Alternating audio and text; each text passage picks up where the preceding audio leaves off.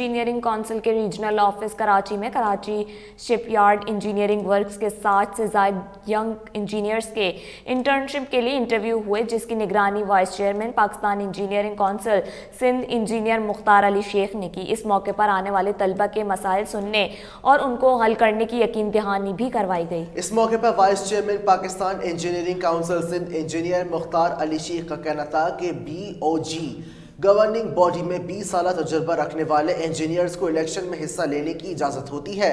ہماری کوشش ہے کہ وہ نوجوان انجینئر جو 5 سال سے زائد کا تجربہ حاصل کر چکے ہیں ان کے لیے بھی 20% سیٹ الاٹ کی جائیں۔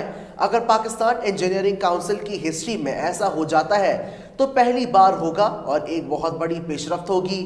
کوشش ہے کہ آج آنے والے ہر بچے کو انٹرنشپ ملے اور اس کے ساتھ اندرون سندھ میں مختلف کمپنیز کو لے کر جائیں تاکہ وہاں بھی بچوں کو انٹرنشپ مل سکے۔